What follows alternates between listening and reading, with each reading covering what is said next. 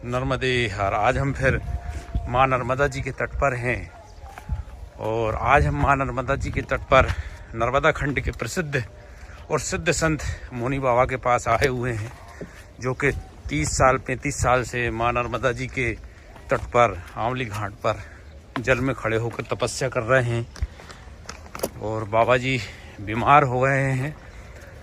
आज हम उनको देखने आए हैं, उनके दर्शन करने आए हैं। बहुत ही सिद्ध संत हैं हमारे मोनी बाबा जी, जिनके दर्शन करने मात्र से ही आदमी की मनोकामनाएं पूरी होने लगती हैं, पाप कट जाते हैं, संकट दूर होने लगते हैं। आज हम मोनी बाबा के आश्रम में जा रहे हैं। जाने माने संत हैं, माँ नर्मदा खंड के सिद्ध संत हैं और मोनी बाबा इस समय बीमार हैं।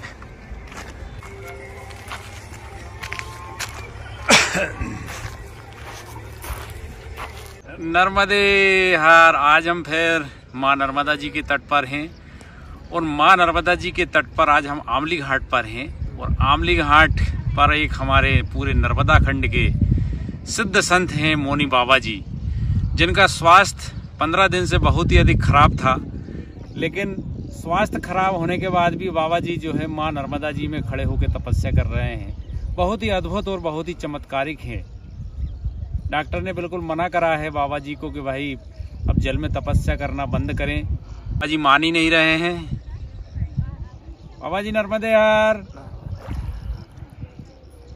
कहते हैं कि प्रत्येक क्षण नाजुक और क्षणभंगुर है, बीते हुए पल को सहेजा नहीं जा सकता है, चाहे वह कितना ही खूबसूरत क्यों ना हो। वर्तमान क्षण को रोका नहीं जा सकता है, चाहे वह कितना ही सुखद क्यों ना हो, और भविष्य के क्षण को पाया नहीं जा सकता है, चाहे वह कितना ही वांछनीय क्यों ना हो। भारतवर्ष में माँ नर्मदा जी का तट सिद्ध व प्रसिद्ध तपस्या स्थल रहा है। देवी देवताओं ने भी यहाँ पर तपस्या करी है, क्योंकि कलयुग में माँ नर्मदा जी ही राज राजेश्वरी व मोक्षदायिनी हैं। ऐसे ही हमारे मोनी बाबा जी हैं, जो सभी बंधनों से मुक्त हैं। माँ नर्मदा जी में लगभग 35 साल से जल में खड़े होकर समाज के कल्याण के लिए और मोक्ष प्राप्ति के लिए कठिन तपस्या कर रहे हैं। मोनी बाबा माँ नर्मदा खंड के एक महान सिद्ध संत हैं। बाबा जी बहुत ही सहज और सरल हृदय संत हैं, जिनके आशीर्वाद से भक्तगणों के सभी दुख दर्द दूर हो जाते हैं। कहा भी जाता है कि संतों का कांटेक्ट तो सीधे ईश्वर से होता है। संतों का हृदय मक्खन की तरह होता है। दूसरों के दुख देखकर उनका हृदय पिघल जाता है। उनके दुख दूर करने के लिए सीधे ईश्वर से प्रार्थना करने लगते हैं। प्रार्थना में बहुत ही अधिक बल होता है। सच्चे मन से प्रार्थना करते हैं तो ईश्वर भी उस प्रार्थना को जरूर सुनता है। और साधु संतों का मन सच्चा होता है, इसलिए साधु संतों की प्रार्थना कभी खाली नहीं जाती है। यही है हमारे मोनी बाबा जी की एक कहानी, जिसको हम वीडियो के माध्यम से दिखाने की एक छोटी सी कोशिश कर रहे हैं। नर्मदे हर।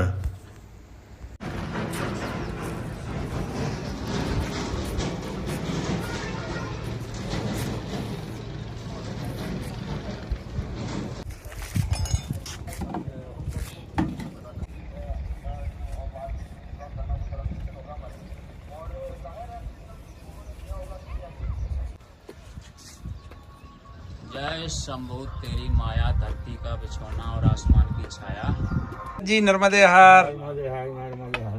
भैया मोनी आज दो महान संतों के दर्शन हो रहा है आज हम एक साथ। शिव मुनि बाबा जी भी आ गए हैं हमारे मोनी बाबा जी को देखने। मोनी बाबा जी का स्वास्थ्य ठीक नहीं है, तो आज माँ नर्मदा जी के तट पर हमारे मोनी बाबा जी जो है बहुत ज़्यादा तबीयत ख़राब हो जाने के कारण आज 1 महीने बाद बिस्तर से उठे हैं हमारे मोनी बाबा जी। और मोनी बाबा जी को देखने माँ नर्मदा खंड के एक महान संत भी हैं हमारे सामने, सिमुनी बाबा जी। मोनी बाबा को देखने आए हैं आज, और हम परम सौभाग्यशाली हैं कि हमें दो महान संतों के और सिद्ध संतों के एक साथ दर्शन हो रहे हैं और एक साथ आशीर्वाद मिल रहा है। ये बहुत ही हम सौभाग्यशाली हैं, और वीडियो के माध्यम से हमारे दर्शकगणों को भी दो महान और सिद्ध संतों के दर्शन हो रहे हैं, वो भी परम सौभाग्यशाली हैं। नर्मदे हर। और हमारे मोनी बाबा कुछ दिनों से अभी बीमार चल रहे हैं, क्योंकि बाबा जी की उम्र 95 साल के आसपास हो चुकी है, वो बीमार हैं। और एक हमारे दूसरे बाबा जी हैं सिमुनी बाबा जी, जो भी लगभग 85-90 साल के बाबा जी हो चुके हैं। सिमुनी बाबा जी भी दो बुजुर्ग और सिद्ध संतों के आज हमें दर्शन हो रहे हैं, हम परम सौभाग्यशाली हैं। बाबा जी हमें एक जड़ी बूटी बता रहे हैं, सिमुनी बाबा जी। ये बाबा जी ये क्या है बाबा जी?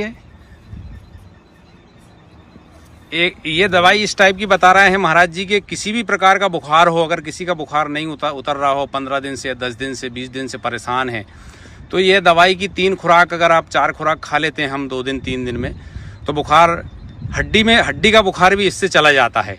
बाबा जी ऐसा बता रहा है हमें। इसमें हड्डी का बुखार भी जाता है। ये केवती भी कहते हैं इसको जी। इसको रस कूट के रस निकालते हैं। ये पपीता का पत्ता है, इसका रस निकालते हैं कूट के जी। उसके बाद तुलसी माता है, उसका भी मतलब रस निकालते हैं कूट के जी जी। आखिरी में ये जड़ी को भी कूट के निकालते हैं। कितने दिन का बुखार, कैसी बुखार होगा उसको उतरना पड़ेगा। जी जी। हाँ, ये चारों जड़ी का मिक्सचर करने से बुखार कितना ही पुराना हो, हड्डी का भी निकालता है। ये चारों में ये भी शक्ति है। और ये हमारे पास साक्षात उदाहरण है। हमारे मोनी बाबा जी, अभी 15 दिन से मोनी बाबा जी को बुखार आ रहा था, लेकिन ये जड़ी बूटी बाबा जी ने अभी ली है, तो इससे बुखार भी ठीक हो गया है बाबा जी का। हालांकि अंग्रेजी दवाई भी बाबा जी ले रहे हैं कुछ, लेकिन इन दवाइयों से बाबा जी का बुखार आना बंद हो गया। जो एक दिन छोड़ के जो बुखार आ रहा था, उससे अब वो बुखार नहीं आ रहा है। और आज बाबा जी ने माँ नर्मदा जी में तपस्या भी करी है, जल में खड़े होके। हालांकि बाबा जी 6 घंटे तपस्या करते हैं, लेकिन 6 घंटे नहीं करके आज बाबा जी ने 1 घंटे ही तपस्या करी है। और हमारे ऋषि मुनियों के पास एक से एक जड़ी बूटी हैं, लेकिन उनका हम लोग उपयोग नहीं जानते हैं, तो उनका हम लाभ भी नहीं ले पाते हैं।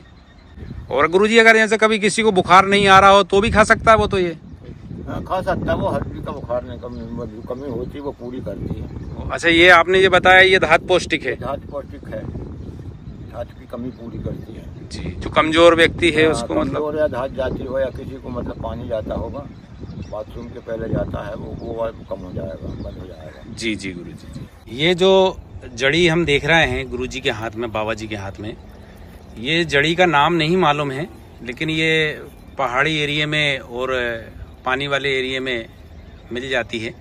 ज़्यादातर माँ नर्मदा जी के तट पर ही मिलती है, और ये बहुत ही पौष्टिक दवा है।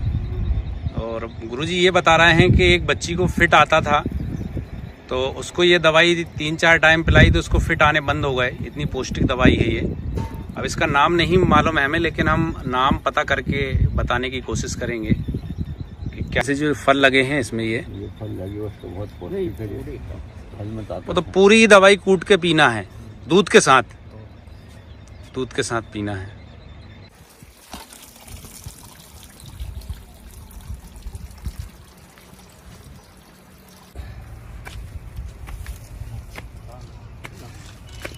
हैं कुछ चमत्कार दिखाने वाले। चमत्कार क्या दिखाएंगे?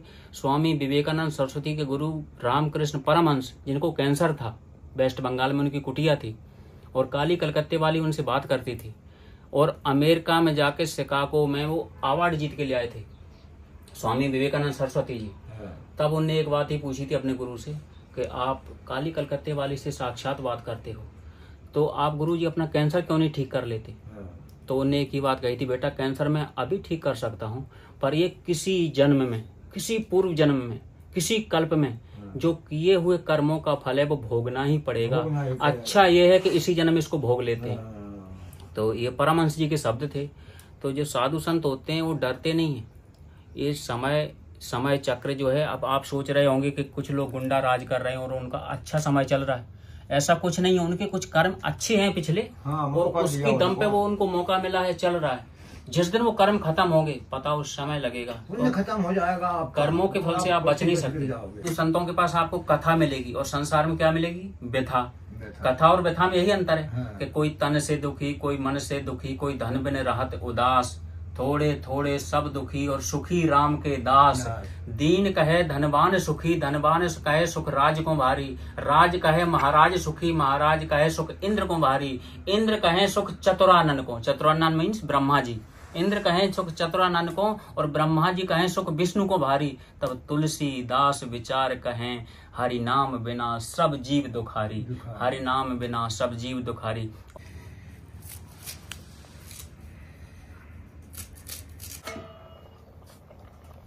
महाराज जी ने दाल तैयार कर ली है।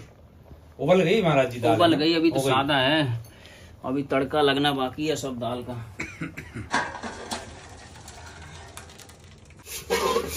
आज हम आपको दिखा रहे हैं कि साधु संत कैसे भोजन प्रसादी बनाते हैं।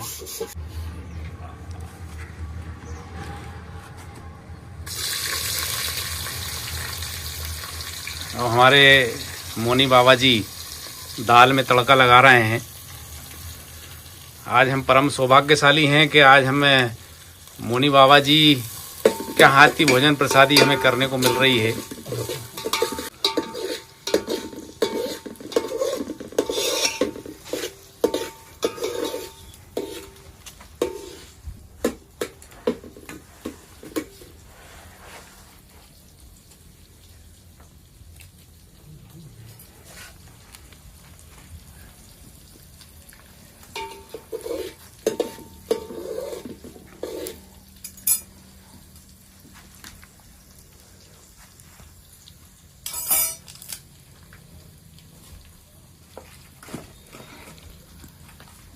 बाबा जी का स्वास्थ्य खराब है, हमारे मोनी बाबा जी का, लेकिन फिर भी बाबा जी जो है भोजन प्रसादी बना रहे हैं, तैयार कर रहे हैं। हमने बोला बाबा जी आप आराम करिए, बाबा जी कहते नहीं भाई मैं तड़का तो मैं ही लगाऊंगा दाल में। तो बाबा जी तड़का लगा रहे हैं।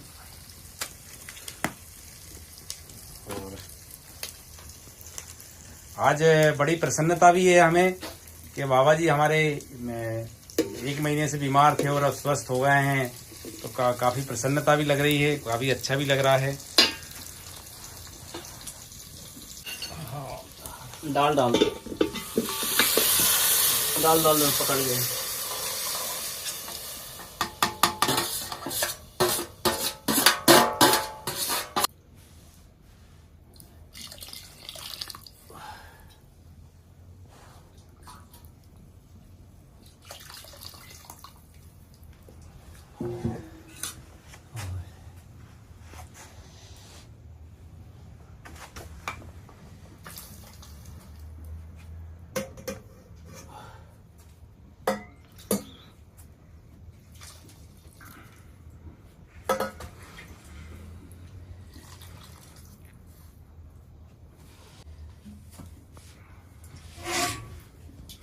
हमारे मोनी बाबा अभी भी जो है तपस्या करना बंद नहीं कर रहे हैं। स्वास्थ्य खराब होने के बाद भी जल में खड़े होके 6 घंटे प्रतिदिन जल में खड़े होकर तपस्या करते हैं बाबा जी। लेकिन अब बाबा जी से डॉक्टरों ने भी मना करा है और भी जो संत महात्मा हैं उन्होंने भी मना करा है कि बाबा जी अब आप भजन करें, तपस्या नहीं करें, क्योंकि बाबा जी की उम्र 95 साल की हो चुकी है। और यहीं से माँ नर्मदा जी के हमें सुंदर दर्शन होते हैं। बाबा जी बस यहीं से दर्शन करते हैं मैया के। चने का आटा है, ये मक्के का आटा और ये गेहूं का आटा, तीनों आटा मिला के, और महाराज जी 1 टिक्कड़ बना रहे हैं आज। महाराज जी बोले कि भाई आप 1 टिक्कड़ की भोजन प्रसादी करें। साधु संतों का टिक्कड़ गिरनारी टिक्कड़ कहलाता है। महाराज जी टिक्कड़ का आटा लगा रहे हैं और अग्नि टिक्कड़ के लिए प्रज्वलित कर दी है। मारना रोकना, अब डिवोर्स दे कि नहीं दे, क्या करे इसका बताओ तुम। महाराज जी अब हमारे बाबा जी 1 टिक्कड़ बना रहे हैं, गिरनारी टिक्कड़। अरे बाबा जी इसमें क्या जीरे में वो भी मिलाया है, क्या बोलते हैं, अजवाइन भी मिलाते हैं।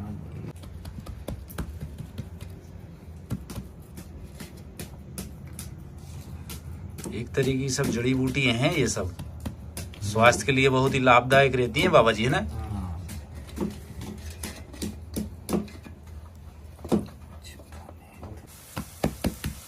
महाराज जी का एक टिक्कड़ बन रहा है, इसको गिरनारी टिक्कड़ भी कहते हैं।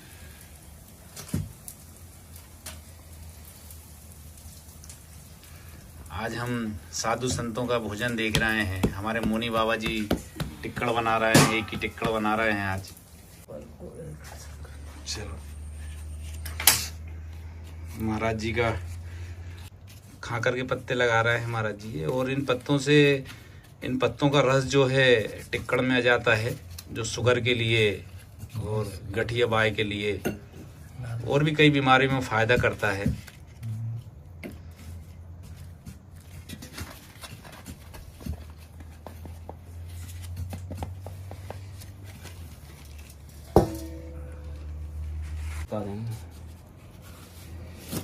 हाँ अब ले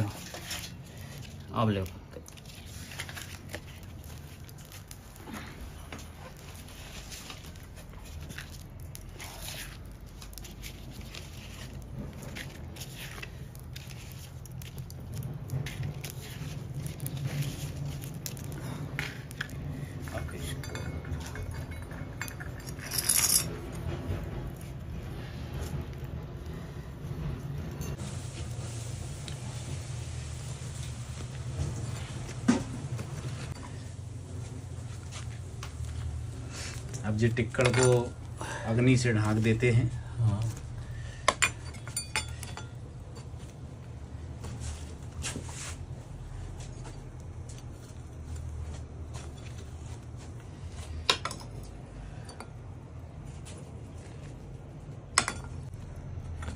अच्छा, एक ही टिक्कड़ में तीन चार लोग खा लेते होंगे महाराज जी? 4 लोग खा लेते हैं एक ही टिक्कड़ में।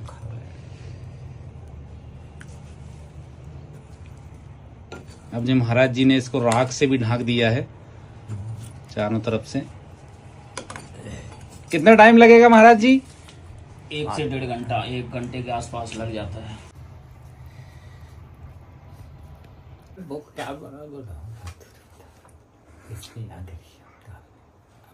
देखना कर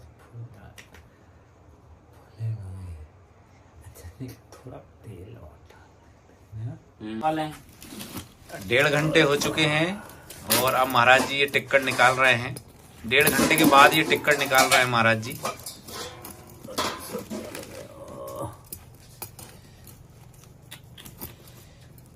हाथ से पकड़ लो, हाथ से। ये टिक्कड़ बन गया, एक टिक्कड़। ऐसे रखो सीधा। हाँ, ये भी हो गया। अब इसको झाड़ लेते हैं कपड़े से।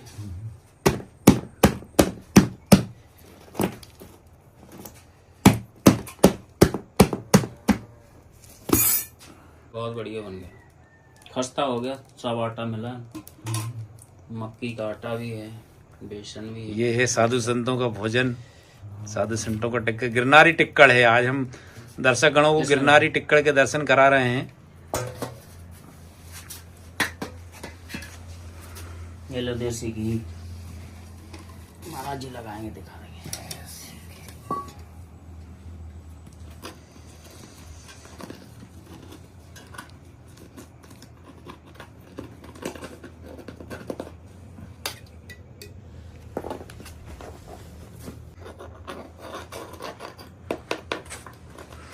वो पूरे उसमें बाबा की पूरी कुटिया में खुशबू फैल गई है टिक्कड़ की और घी की। खुशबू आ रही है बाबा जी? जी। बाबा जी बोल रहे हैं भाई खुशबू आ रही है तो आप भी खा जाओ, ग्रहण करो इसको, प्रसाद है।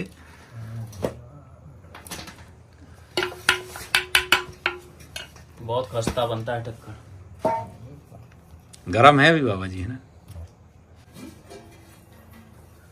अब जब भी भोजन बनता है आश्रम में या कुटिया में, सबसे पहले भगवान को भोग लगता है, इसके बाद ही फिर वो भोजन प्रसाद बन जाता है।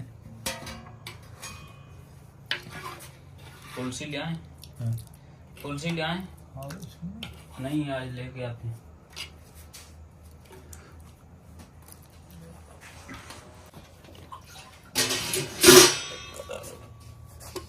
गरम है अभी।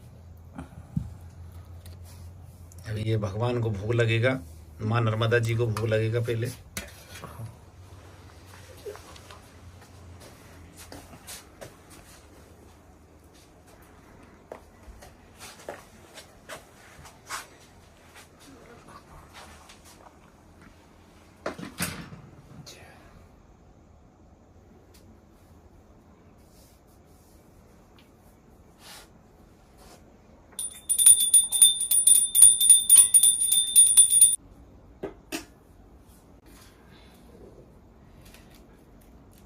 आज हम मोनी बाबा के आश्रम में हैं और मोनी बाबा जी के आश्रम में हम ये चाय, मोनी बाबा जी एक चाय नहीं है, ये काढ़ा है, ये तुलसी की पत्ती है। बाबा जी क्या क्या है ये तुलसी की पत्ती है, ये तुलसी की पत्ती डाल रहे हैं बाबा जी चाय में बनाने के लिए। और ये दालचीनी है।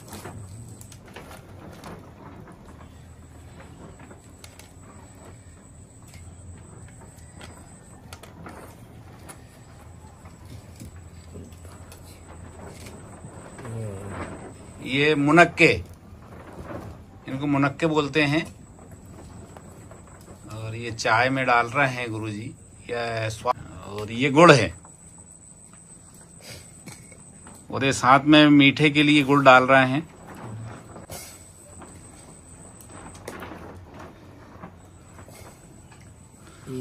ये जामुन की पत्ती।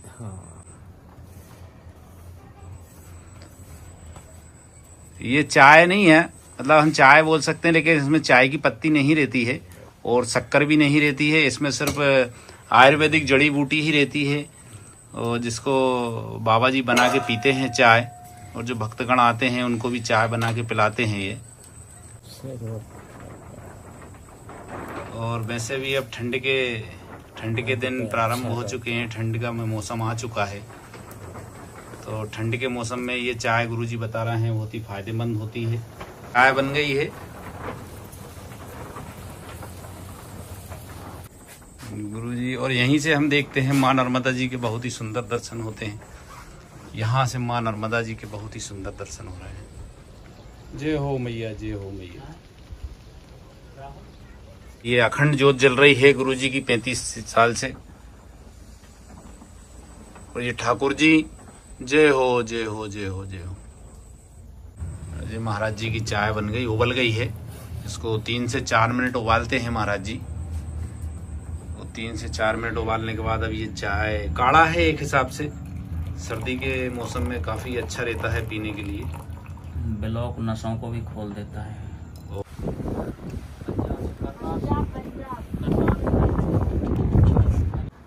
आज हमें बाबा जी के दर्शन हुए और वीडियो के माध्यम से हमारे दर्शक गणों को दर्शन हुए।